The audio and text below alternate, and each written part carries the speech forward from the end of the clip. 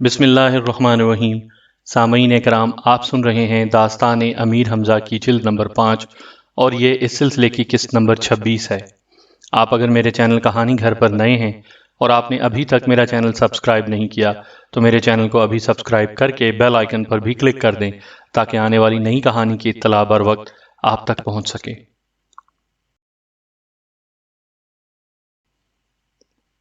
41ویں دن امیر حمزہ نے اپنے لشکر کو تیار ہونے کا حکم دیا اور بڑے کروفر سے کوہستان کی جانب روانہ ہوئے۔ ادھر بہمن بھی غافل نہ تھا، اس کے جاسوس پل پل کی خبریں پہنچا رہے تھے۔ جب انہوں نے یہ خبر دی کہ حمزہ کا لشکر کوہستان بہم کے نزدیک آن پہنچا ہے، تب بہمن نے اپنے سب سے بڑے بیٹے کو طلب کیا۔ اس کا نام ہومان تھا اور کہتے ہیں کہ قوت و شجاعت میں اپنے باپ سے بھی بڑھ چڑھ کر تھا۔ بہمن نے اپنے بیٹے سے کہا، اے فرزند، ہم نے سنا ہے کہ حمزہ ہم سے جنگ کرنے کے لیے لاؤ لشکر لے کر سرحدوں کے قریب آن پہنچا ہے۔ اب تو فوراً 10,000 زرہ پوش سوار لے کر جا اور ان کا راستہ روک تاکہ وہ پہاڑ پر نہ چڑھ سکیں۔ ہومان نے نیام سے تلوار نکال کر اسے بوسہ دیا، گردن جھکائی اور باپ کو فوجی سلام کر کے الٹے قدموں لوٹا۔ وہ 10,000 سوار لے کر ایک بلند پہاڑ کے دامن میں داخل ہوا اور پہاڑ پر اپنے سواروں کو چڑھا دیا۔ حمزہ کے لشکر کا پہلا دستہ عادی پہلوان کی نگرانی میں سب سے آگے تھا، اور جوں ہی یہ دستہ دو پہاڑوں کے درمیان واقع ایک تنگ درے میں داخل ہوا، پہاڑ پر سے کئی من وزنی پتھروں کی بارش ہونے لگی۔ اس کے ساتھ ہی ہزاروں کی تعداد میں تیر سنسناتے ہوئے آنے لگے۔ عادی پہلوان کے حواس گم ہو گئے۔ اپنی جان بچانے کی خاطر ایک بڑی چٹان کے نیچے جا چھپا اور وہیں سے حلق پھاڑ پھاڑ کر اپنے سپاہیوں پر حکم چلاتا رہا، لیکن تھوڑی ہی دیر میں اس دستے کے بہت سے سپاہی ہلاک ہو چکے تھے اور باقی سپاہی بدحواس ہو کر ادھر ادھر پناہ لینے کی کوشش کر رہے تھے۔ اتنے میں کسی نے امیر حمزہ کے بیٹے عامر کو خبر دی کہ عادی پہلوان کے دستے کی حالت تباہ ہے، دشمن پہاڑ کی چوٹی سے پتھروں اور تیروں کی بارش برسا رہے ہیں۔ تب عامر نے اپنی فوج کو تیزی سے آگے بڑھنے کا حکم دیا اور اپنے گھوڑے کو ایڑ لگائی۔ گھوڑا ہوا سے باتیں کرنے لگا۔ عامر کے دائیں بائیں لندھور، استفسار نوش جیسے عظیم پہلوان بھی تھے۔ پہاڑ کے دامن میں پہنچ کر دیکھا کہ واقعی بہت سے سپاہی مارے جا چکے ہیں۔ عادی پہلوان ایک چٹان کے نیچے کھڑا ہانپ رہا ہے۔ تب لندھور نے کہا لگایا اور کہا، واہ عادی بھائی، تم نے تو پہلوانی کا نام ہی ڈبو دیا، کھانے پینے کے شوق نے تم کو کسی کام کا نہ رکھا۔ عادی یہ بات سن کر جھلایا اور غصے میں آن کر ایک گھونسا لندھور کے جبڑے پر مارا۔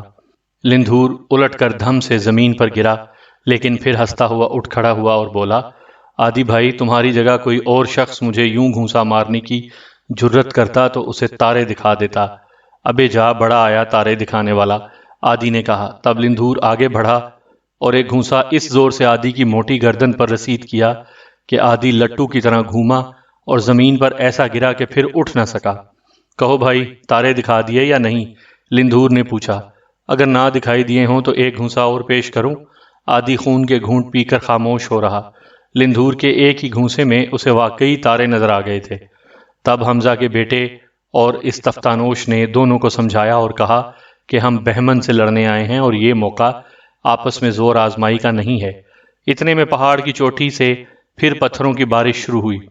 عامر نے اپنے دستوں کے سپاہیوں کو حکم دیا کہ گھوڑوں سے اتر کر چلو، اپنے سروں کو ڈھالوں کے نیچے چھپا لو اور تلواریں نیام سے نکال کر پہاڑ پر چڑھنے کی کوشش کرو۔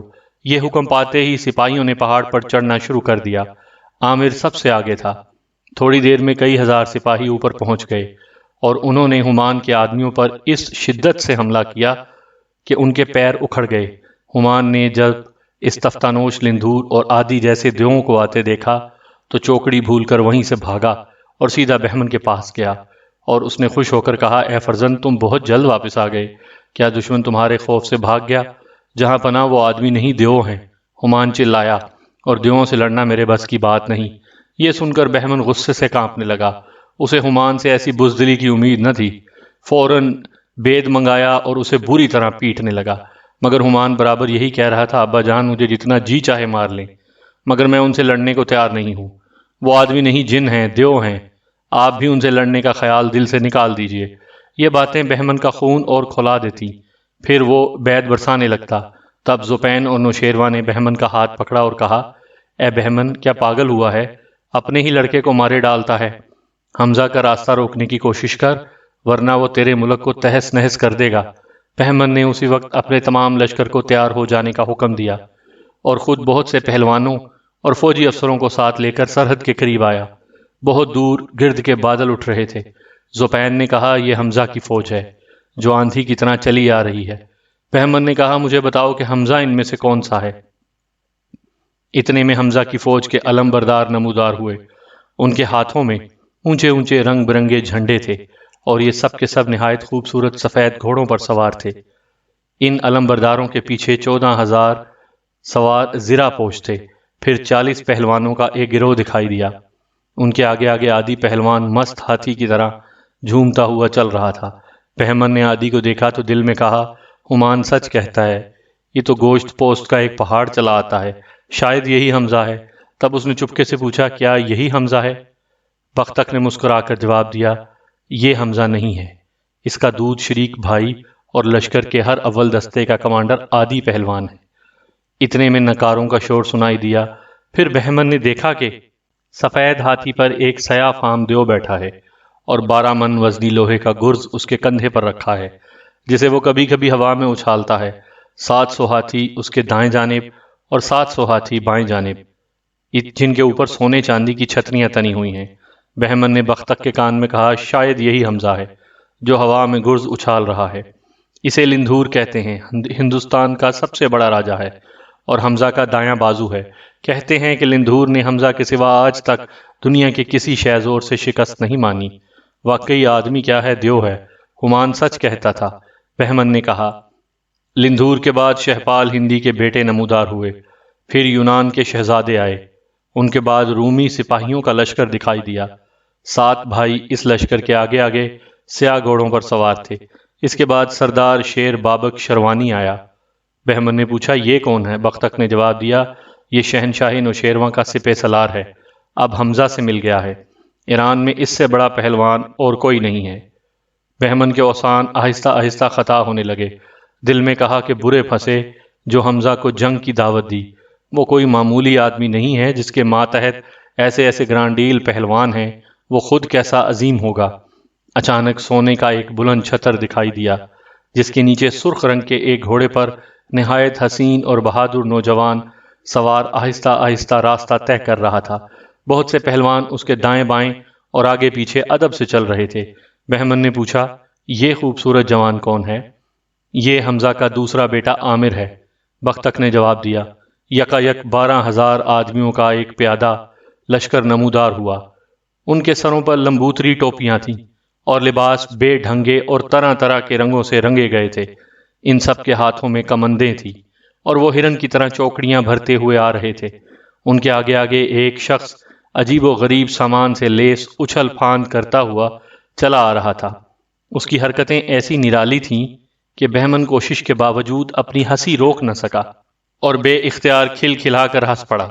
اس نے بختک سے پوچھا، یہ کون لوگ ہیں اور ان کے آگے کودنے پھاندنے والا مسخرہ کون ہے؟ جہاں پناہ یہ عیاروں کا لشکر ہے اور ان کے سردار کا نام امرو ہے۔ بختک نے منہ بنا کر کہا، قسم ہے آتش کدوں میں جلنے والی مقدس آگ کی کہ 1000 حمزہ پیدا ہوتے تب بھی کچھ فکر نہ تھی، مگر یہ ایک بدذات امرو پیدا نہ ہوا ہوتا۔ کیا یہ بہت خطرناک آدمی ہے؟ بہمن نے پوچھا۔ بے شک اس سے سبھی خوف کھاتے ہیں، بختک نے جواب دیا۔ اتنے میں نشان علم اژدہا پیکر کی آواز پیدا ہوئی۔ بہمن نے پوچھا، یہ آواز کس کی ہے؟ بختک نے کہا کہ یہ آواز حمزہ کے نشان کی ہے۔ اس نشان کے آتے ہی عرب کا چاند حمزہ نمودار ہوا۔ وہ سیاہ قطاس پر سوار تھے، ان کے پیچھے 11,000 ہاتھی اور 30,000 ترکی، حبشی، مصری، رومی، چینی اور ہندی غلام آہستہ آہستہ چلتے آ رہے تھے۔ ہاتھیوں پر تمام نامی گرامی پہلوان سوار تھے۔ یہ منظر دیکھ کر بہمن کے دل پر خوف طاری ہوا۔ وہ آنکھیں پھاڑ پھاڑ کر امیر حمزہ کو دیکھ رہا تھا اور اسے یقین ہو گیا تھا کہ جو شخص اتنی قوت اور ہیبت رکھتا ہے اس سے لڑائی میں جیتنا آسان نہ ہوگا۔ امیر حمزہ کے لشکر نے ایک وسیع میدان میں پڑاؤ کیا۔ سورج غروب ہو چکا تھا اور رات کے اندھیرے تیزی سے چاروں طرف پھیل رہے تھے۔ بہمن اپنے شہر میں چلا گیا اور اپنی فوجوں کو حکم دیا کہ صبح سورج نکلتے ہی امیر حمزہ کے لشکر پر حلہ بول دیا جائے۔ ادھر امیر حمزہ نے ایک خط بہمن کے نام لکھوایا جس کا مضمون یہ تھا: کوہستان کے بادشاہ بہمن کو معلوم ہو کہ میرا نام حمزہ ہے، 18 برس کوہقاف میں رہ کر آیا ہوں اور وہاں ہزاروں خبیث دیوں اور شیطانوں کو ہلاک کیا ہے۔ اس سے پہلے خدا کے فضل سے میں نے دنیا کے نامی گرامی بادشاہوں اور پہلوانوں کو شکست دی ہے اور سب کو اپنا مطیع کیا ہے۔ میں نے نوشیروان سے کبھی بدی نہیں کی، بلکہ اس نے خود اپنی خوشی سے شہزادی مہر نگار کی شادی میرے ساتھ طے کر دی تھی۔ جب میں کوہقاف گیا تو زوپین اور دوسرے عیاروں نے مل کر شہزادی مہر نگار کو لے جانے کی کوشش کی، مگر کامیاب نہ ہوئے۔ میں نے نوشیروان کے کہنے پر ان کو معاف کیا اور مدائن میں چلے جانے کی اجازت دی، مگر اب وہ بختک اور زوپین کے بہکاوے میں آ کر مدائن سے چوری چھپے نکلا اور تیرے پاس آ کر پناہ لی۔ اب تجھ پر لازم ہے کہ میرا رکا دیکھتے ہی نوشیروان اور زوپین کو رسیوں سے باندھ کر میرے پاس حاضر ہو اور میری اطاعت قبول کر۔ میں تجھے اپنے لشکر کا افسر بنا دوں گا، لیکن نافرمانی کی تو یہ جان لے کہ ایسی عبرتناک سزا دوں گا کہ تو نے خواب میں بھی نہ دیکھی ہوگی۔ جب یہ خط لکھا جا چکا تو حمزہ نے یاروں سے کہا کہ اسے بہمن کے پاس کون لے کر جائے گا؟ عمرو یار آگے بڑھا اور کہنے لگا، یہ کام میرا ہے اور میں ہی کر سکتا ہوں۔ نہیں، میں تجھے بہمن کے پاس نہ بھیجوں گا۔ امیر حمزہ نے کہا، بہمن بہادر شخص ہے اور میں جانتا ہوں کہ تو گستاخی اور شرارت سے باز نہ آئے گا۔ ایسی حرکتوں سے میری بدنامی ہوتی ہے۔ یہ سن کر عمرو شرمندہ ہو کر اپنی جگہ جا بیٹھا۔ تب عامر اپنی کرسی سے اٹھے، باپ کے سامنے جا کر سلام کیا اور کہا، اگر حکم ہو تو میں بہمن کے پاس جاؤں اور اس خط کا جواب لاؤں۔ امیر حمزہ نے مسکرا کر بہادر بیٹے کی طرف دیکھا اور وہ خط ان کے حوالے کیا۔ عامر اسی وقت گھوڑے پر بیٹھے اور اکیلے ہی بہمن سے ملنے چلے۔ راہ میں دیکھا کہ ایک لمبا تڑنگا جوان سرخ گھوڑے میں بیٹھا آہستہ آہستہ سامنے سے آ رہا ہے۔ عامر نے اپنا گھوڑا روکا اور آنے والے جوان سے پوچھا، کیوں صاحب، بہمن کا شہر یہاں سے کتنی دور ہے؟ یہ سن کر وہ جوان غصے سے لال پیلا ہوا اور چلا کر کہا، او بد نصیب، معلوم ہوتا ہے تیری قضا تجھے ادھر لے آئی ہے۔ شہنشاہ بہمن کا نام اس بے ادبی سے لیتا ہے، ٹھہر ابھی تیرا سر کاٹتا ہوں۔ اجنبی جوان کی یہ بات سن کر عامر نے کہا لگایا اور کہا، میرا سر تو تم بعد میں کاٹنا، پہلے یہ بتاؤ کہ تمہارا نام کیا ہے اور تم جیسے پاگل کو کس نے گھومنے پھرنے کی آزادی دے رکھی ہے؟ میرا نام ہمان ہے اور میں بہمن کا بیٹا ہوں، اجنبی جوان نے گرج کر کہا اور تلوار نکال کر عامر کی طرف بڑھا۔ عامر نے بھی اپنی تلوار نکالی، دونوں میں کچھ دیر تک تلوار چلتی رہی، پھر یکایک عامر نے ایک ہاتھ سے ہمان کی کمر سے بندھی ہوئی پیٹی پکڑی، اسے اوپر اٹھایا اور رکاب سے پاؤں نکال کر اس کے گھوڑے کو ایسی لات ماری کہ وہ ہمان کے نیچے سے نکل کر 10 قدم دور جا گرا۔ پھر عامر نے ہمان کو سر سے اوپر گھما کر چاہا کہ زمین پر دے ماریں کہ ہمان نے گڑ گڑا کر امان طلب کی۔ عامر نے اسے آہستہ سے زمین پر پٹخ دیا اور کہا، جہاں تیرا جی چاہے چلا جا، اور جانے سے پہلے سن لے کہ میرا نام عامر ہے اور میں امیر حمزہ کا بیٹا ہوں۔ یہ سنتے ہی ہمان کا کلیجہ اچھل کر حلق میں آیا، اٹھ کر عامر کے قدموں پر گرا اور کہنے لگا، آفرین ہے آپ کی جواں مردی پر، جیسا سنا تھا ویسا ہی پایا۔ آپ کس مقصد کے لیے کوہستان جاتے ہیں؟ تیرے باپ بہمن کے نام اپنے باپ حمزہ کی جانب سے ایک خط لے جاتا ہوں، عامر نے کہا۔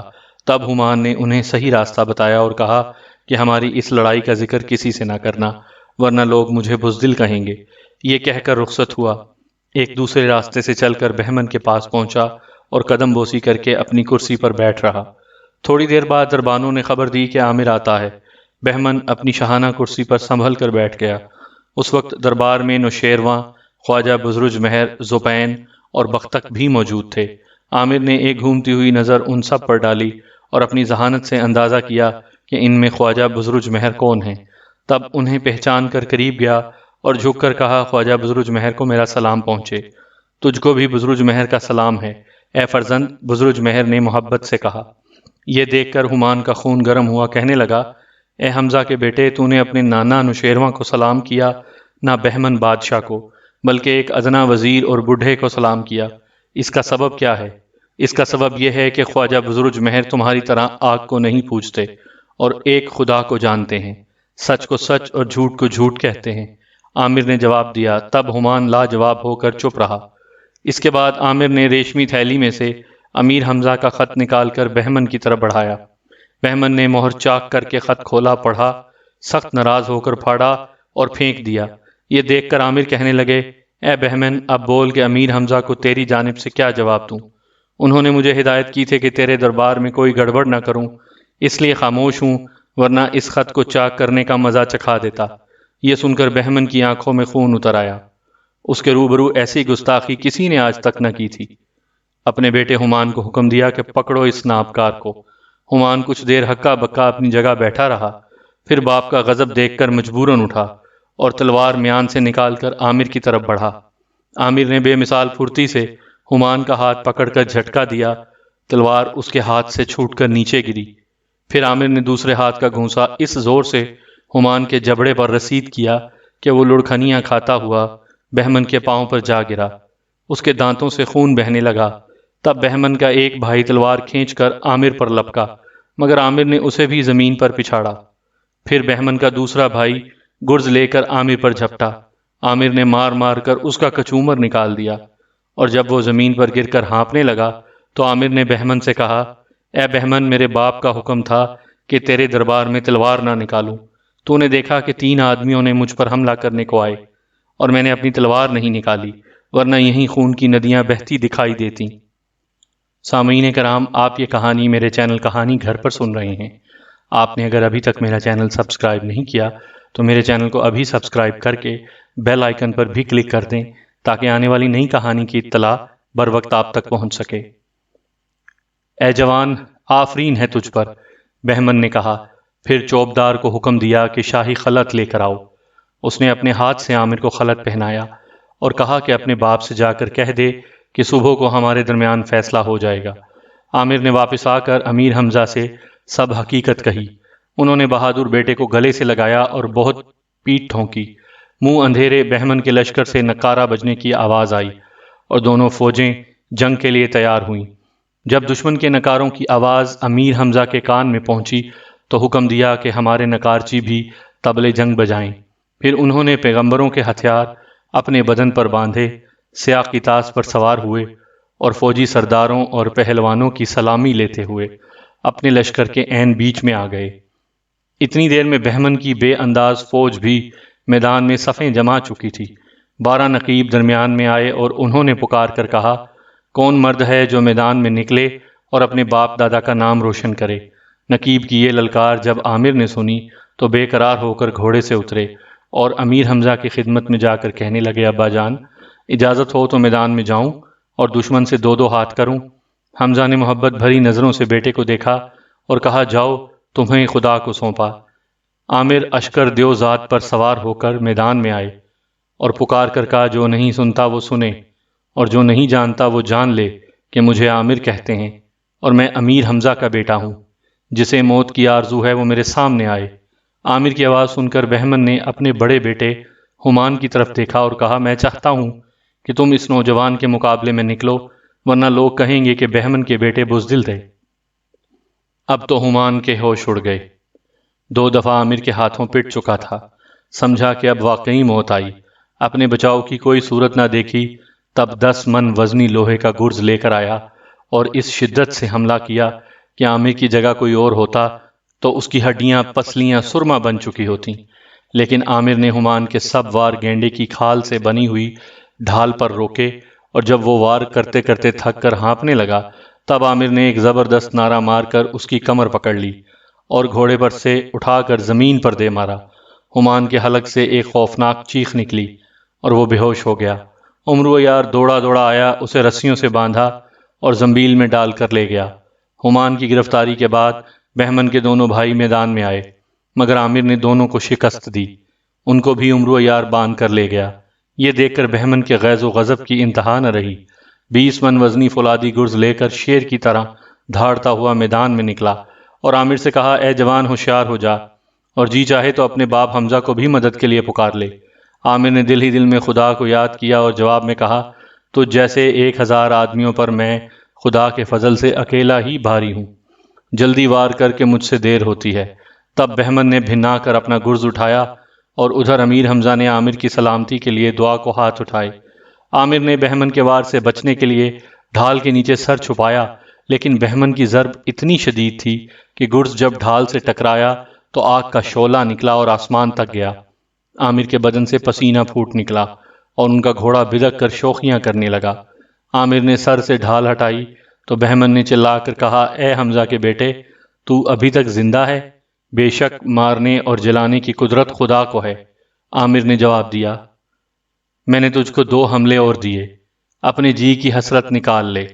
بہمن کے دل پر خوف طاری ہوا، لیکن پھر سنبھل کر اپنے گرز سے 2 وار اور کیے جو پہلے وار سے بھی زیادہ سخت تھے، مگر خدا نے عامر کو بچایا۔ تب بہمن نے اپنا گرز ایک طرف پھینکا اور تلوار نکالی۔ عامر نے بھی نیام سے تلوار کھینچی اور دونوں میں ایسی زبردست تلوار چلی کہ دوست دشمن سب کے منہ سے آفرین نکلی۔ آخر دونوں کی تلواریں بیکار ہوئیں۔ پھر انہوں نے نیزے سنبھالے اور اتنی دیر لڑے کہ نیزے بھی ٹوٹ کر گرے۔ تب دونوں دشمن ایک دوسرے سے لپٹ گئے اور زور آزمائی کرنے لگے۔ کبھی بہمن عامر کو دھکیلتا ہوا دور تک لے جاتا اور کبھی عامر اس کی مرمت کرتا۔ شام تک دونوں ایسی بے جگری اور بے خوفی سے لڑے کہ بڑے بڑے پہلوان اور جنگجو حیران رہ گئے۔ جب دونوں لہو لہان ہو گئے اور سورج بھی غروب ہوا تو بہمن نے کہا، اے حمزہ کے بیٹے، تیری ہمت اور جرت پر شاباش، کوئی شخص مجھ سے اتنی دیر تک کبھی نہ لڑا۔ اب اندھیرا چھا گیا ہے، تو بھی تھک چکا ہے اور میں بھی، بہتر یہ ہے کہ لڑائی ملتوی کریں اور کل پھر میدان میں آئیں۔ جیسے تیری مرضی، عامر نے کہا، لیکن یاد رکھ کہ میں میدان سے پیٹھ موڑ کر جانے والوں میں نہیں ہوں، اس لیے تو پہلے جا، میں بعد میں جاؤں گا۔ یہ سن کر بہمن خاموش ہوا اور اپنے گھوڑے پر سوار ہو کر واپس چلا گیا۔ عامر بھی اپنے ساتھیوں سے آن ملے۔ حمزہ نے ان کی پیشانی چومی اور سینے سے لگایا اور پھر پوچھا، اے فرزند، تو نے بہمن کو کیسا پایا؟ ابا جان، سچ تو یہ ہے کہ آپ کے بعد پوری دنیا میں اگر کوئی شخص قوی اور زور آور ہے تو وہ بہمن ہے۔ ادھر بہمن زخموں سے چور، خون میں ڈوبا ہوا جب اپنے محل میں پہنچا تو نوشیروان نے اس کا استقبال کیا اور نہایت شاندار خلط منگا کر اس کے آگے رکھا۔ بہمن حیران ہو کر کہنے لگا، اے شہنشاہ، تو مجھ سے مذاق کرتا ہے کہ میرے لیے خلط منگواتا ہے؟ آخر یہ کس خوشی میں ہے؟ اس لیے کہ تو میدان جنگ سے فتح پا کر لوٹا ہے، زپین نے کہا۔ یہ سن کر بہمن بے حد غمگین ہوا اور کچھ کہے بغیر وہاں سے چلا گیا۔ اگلے روز صبح دونوں لشکروں نے پھر صفیں باندھیں اور اپنی اپنی جگہ جم گئے۔ نکارے زور شور سے بجے۔ اتنے میں بہمن میدان میں آیا اور للکارنے لگا کہ کوئی ہے جو میرے مقابلے پر آئے؟ امیر حمزہ نے یہ للکار سن کر اپنے دائیں بائیں نظر دوڑائی اور دیکھا کہ لندھور اپنے گھوڑے سے اتر کر انہی کی طرف آ رہا ہے۔ وہ حمزہ کے روبرو آیا، 3 بار زمین چومی اور کہنے لگا، حمزہ بھائی، اگر اجازت ہو تو میدان میں جاؤں اور بہمن سے 2 ہاتھ کروں؟ امیر حمزہ نے مسکرا کر کہا، میں جانتا تھا کہ تم بہمن سے لڑے بغیر نہ رہو گے، اس لیے تمہیں روکنا بیکار ہے، جاؤ، خدا تمہارا نگہبان ہو۔ لندھور نے سلام کیا، پلٹ کر گھوڑے پر سوار ہوا اور بہمن کے سامنے پہنچا۔ بہمن نے لندھور کو دیکھا تو جسم پر کپ کپی چھوٹ گئی۔ اگرچہ لندھور کو پہلے بھی دیکھ چکا تھا، مگر انجان بن کر پوچھنے لگا، اے کالے شخص، تو کون ہے اور کہاں سے آیا ہے؟ کیا تجھے اپنی جان عزیز نہیں جو مجھ سے لڑنے چلا آیا ہے؟ میرا نام لندھور ہے اور میں سراندیپ کے 1000 جزیرے کا بادشاہ ہوں اور اپنی جان ہتھیلی پر لیے پھرتا ہوں۔ اے لندھور، میں نے تیرا نام سنا ہے، تو واقعی بہادر اور جواں مرد ہے۔ اب دیر نہ کر اور ہتھیار سنبھال کر سامنے آ۔ پہلے وار کرنا ہمارا قاعدہ نہیں، لندھور نے کہا۔ بہت اچھا، خبردار ہو کہ میں وار کرتا ہوں۔ یہ کہہ کر بہمن نے 10 من وزنی گرز گھما کر لندھور کے سر پر مارا۔ کہتے ہیں کہ اس کی ضرب اتنی سخت تھی کہ اگر کسی چٹان پر پڑتا تو اس کے بھی 1000 ٹکڑے ہو جاتے، لیکن لندھور مسکراتا رہا۔ یہ دیکھ کر بہمن کے چھکے چھوٹ گئے۔ دوسرا وار کرنے کی ہمت نہ ہوئی۔ تب لندھور نے گھوڑا بڑھایا اور اپنا گرز ایک ہولناک آواز کے ساتھ ہوا میں گھما کر بہمن پر وار کیا۔ بہمن کی جگہ کوئی اور ہوتا تو ہڈیاں پسلیاں سرما بن جاتی، مگر اس نے اس وار کو روکا اور کہنے لگا، اے لندھور، آفرین ہے تیری قوت پر، آج تجھ سے لڑ کر جی خوش ہو گیا۔ اس کے بعد دونوں میں ایسی خوفناک اور خون ریز جنگ ہوئی کہ بیان سے باہر ہے۔ لندھور کا جسم خون میں نہا گیا۔ ادھر بہمن کے بدن کا کوئی حصہ ایسا نہ تھا جو زخمی ہونے سے بچ گیا ہو، مگر دونوں میں سے کوئی بھی ہار ماننے کو تیار نہ تھا، یہاں تک کہ سورج نے مایوس ہو کر مغرب کے پردے میں اپنا روشن چہرہ چھپا لیا۔ تب بہمن نے کہا، اے لندھور، رات سر پر آئی، تو بھی تھک گیا ہے اور میں بھی بدحواس ہوں، لڑائی موقوف کر، میں کل پھر میدان میں آؤں گا۔ یہ کہہ کر گھوڑے کو ایڑ لگائی اور اپنے لشکر میں چلا گیا۔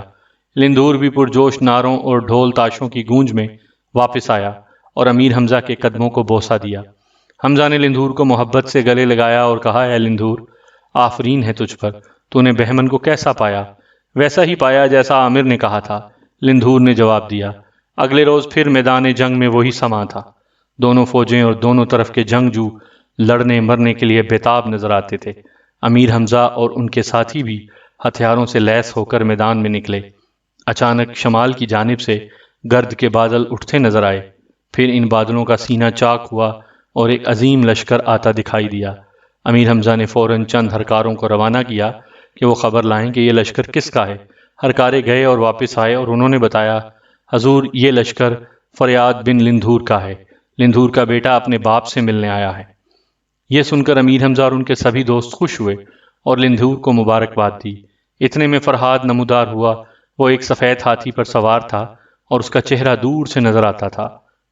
اس نے جو ہی اپنے باپ لندھور کو دیکھا، ہاتھی پر سے کودا اور دوڑتا ہوا آیا، لندھور کے پیروں پر گرا۔ لندھور نے اسے سینے سے لگا کر پیار کیا، پھر امیر حمزہ سے ملایا۔ انہوں نے بھی اسے گلے سے لگایا اور غلاموں کو حکم دیا کہ فرہاد کو عزت و احترام سے میرے خاص خیمے میں لے کر جائیں اور وہاں ٹھہرائیں اور کسی قسم کی تکلیف نہ ہونے دیں۔ تب فرہاد نے میدان جنگ پر سرسری سی نظر ڈالی اور بہمن کو مقابلے کے لیے تیار پایا۔ وہ اپنے باپ سے پوچھنے لگا، یہ پہلوان جوان مرد کون ہے؟ بیٹا، اس کا نام بہمن ہے اور ملک کوہستان کا نامور بادشاہ ہے۔ پہلے روز اس کی لڑائی عامر سے ہوئی، دوسرے روز مجھ سے، اور آج تیسرا روز ہے۔ اگر اجازت ہو تو میں اس کے مقابلے میں جاؤں؟ فرہاد نے کہا۔ تب لندھور نے سوالیہ نظروں سے امیر حمزہ کی جانب دیکھا۔ انہوں نے فرہاد کی پیٹھ ٹھونکی اور کہا، تم بھی میرے عزیز بیٹے ہو، اتنی دور کا سفر طے کر کے آ رہے ہو، ابھی تم نے کچھ کھایا نہ پیا، میں تمہیں کیوں کر بہمن سے لڑنے کے لیے بھیج دوں؟ لیکن فرہاد نہ مانا۔ لندھور نے بھی اپنے بیٹے کی سفارش کی۔ آخر امیر حمزہ نے کہا، جاؤ فرزند، تمہیں خدا کے حوالے کیا، ذرا دیکھ بھال کر لڑنا۔ پس فرہاد خوشی خوشی اپنے ہاتھی پر سوار ہوا اور میدان میں آیا۔ بہمن نے اس پر ایک اچٹتی نظر ڈالی اور بولا، اے جوان، تو کون ہے؟ میں نے پہلے تجھے نہیں دیکھا، اپنا نام پتہ بتا تاکہ بے نشان نہ مارا جائے۔ فرہاد منہ کھول کر زور سے ہنسا اور کہنے لگا، اے بہمن، سن کہ میرا نام فرہاد ہے اور میں سراندیپ کے بادشاہ لندھور کا بیٹا ہوں۔ آہا، تیرا باپ واقعی بڑا جیدار ہے اور تو بھی یقیناً ایک بہادر باپ کا بہادر بیٹا ہے، مگر بہتر یہی ہے کہ مجھ سے لڑنے کے لیے اپنے باپ کو بھیج۔ اس مرتبہ فرہاد نے قہقہہ لگایا اور کہا، اے بہمن، تو اتنا بڑا پہلوان نہیں کہ میرا باپ بار بار تجھ سے لڑنے کو آئے۔ اتنا سننا تھا کہ بہمن کی آنکھوں میں خون اتر آیا۔ ایک زبردست نعرہ مار کر فرہاد پر حملہ آور ہوا۔ ہاتھیوں کی چنگاڑ اور بھاگ دوڑ سے زمین خشک پتے کی طرح کانپنے لگی۔ بہمن نے 3-4 حملے اس زور سے کیے کہ شیر کا پتا بھی پانی بن کر بہہ جاتا، لیکن فرہاد بھی جری باپ کا بیٹا تھا۔ وہ ذرا نہ گھبرایا، بلکہ پہلے سے زیادہ جوش کے ساتھ بہمن سے لڑنے لگا۔ آخر بہمن پکار اٹھا کہ تو واقعی لندھور کا بیٹا ہے۔ لڑتے لڑتے دونوں پہلوان تھک کر بے حال ہوئے اور سورج ڈوبنے کے بعد اپنے اپنے ٹھکانوں پر آ کر دم لیا۔ چوتھے روز صبح سویرے بہمن کی فوج سے نکارے بجنے کی آواز سنائی دی۔ امیر حمزہ نے اپنے غلاموں کو بھی حکم دیا کہ تمام ڈھول تاشے اور نکارے بجائے جائیں۔ تب پہلوانوں نے جسموں پر زرہ باندھی، ہتھیار لگائے اور گھوڑوں اور ہاتھیوں پر سوار ہو کر میدان جنگ کا رخ کیا۔ بہمن بھی بڑی شان و شوکت کے ساتھ آیا اور للکار کر کہا، جس کو اپنے بازوؤں کی قوت پر ناز ہو وہ سامنے آ جائے۔ تب عادی پہلوان نے سینہ پھلایا اور مست ہاتھی کی طرح جھومتا ہوا بہمن کے سامنے پہنچا۔ بہمن نے حیرت کی نظر سے عادی کو دیکھا اور ہنس کر بولا، تو آدمی ہے یا گوشت پوست کا چلتا پھرتا پہاڑ؟ ذرا اپنی تون کو تو دیکھ، تیرے قابو سے باہر نکلی جا رہی ہے۔ آخر تو کس برتے پر مجھ سے لڑے گا؟ عادی نے ناراض ہو کر کہا، دیکھ، تو بادشاہ ہوگا تو اپنے ملک اور اپنے گھر میں ہوگا، ہم سے ایسا بےہودہ مذاق کرنے کا تجھے کوئی حق نہیں۔ جانتا نہیں کہ میرا نام عادی کرب ہے اور میں حمزہ کا دودھ شریک بھائی ہوں۔ آخا، تو آپ ہیں عادی پہلوان؟ بہمن نے کہا لگایا، میں نے آپ کی تعریف زپین اور بختک کی زبانی سنی ہے، آپ تو بھونا ہوا سالم اونٹ ہڑپ کر جاتے ہیں۔ میرا مشورہ یہی کہ آپ واپس جائیں اور جا کر پیٹ پوجا کریں، لڑائی بھڑائی آپ کے بس کی بات نہیں ہے۔ اے بہمن، زیادہ ٹر ٹر نہ کر اور مجھے تاؤ نہ دلا، ورنہ قسم ہے پیدا کرنے والے کی کہ تجھے کچا چبا جاؤں گا۔ تجھے معلوم ہونا چاہیے کہ میں حمزہ کے لشکر کا امیر بھی ہوں۔ اگر میں سالم بھنا ہوا اونٹ ہڑپ کر سکتا ہوں تو اس میں کسی کے باپ کا کیا جاتا ہے؟ یہ سن کر بہمن کو غصہ آیا اور کہنے لگا، آدی پہلوان تو گالیوں پر اتر آیا۔ حمزہ بہت نادان شخص ہے کہ تجھ جیسے بدتمیز کو اپنے لشکر کا امیر بنا رکھا ہے۔ اگر تجھے باورچی خانے میں رکھا ہوتا تو زیادہ بہتر تھا، ہر وقت جبڑا چلاتا اور خوش رہتا۔ اب یہ بڑی سی توند لے کر میدان میں آنا تیرے لیے قیامت ہی تو ہے۔ سامعین کرام، آپ سن رہے تھے داستان امیر حمزہ کی جلد نمبر 5، اور یہ اس سلسلے کی قسط نمبر 26 تھی۔ آپ اگر میرے چینل کہانی گھر پر نئے ہیں اور آپ نے ابھی تک میرا چینل سبسکرائب نہیں کیا تو میرے چینل کو ابھی سبسکرائب کر کے بیل آئیکن پر بھی کلک کر دیں تاکہ آنے والی کہانی کی اطلاع بر وقت آپ تک پہنچ سکے۔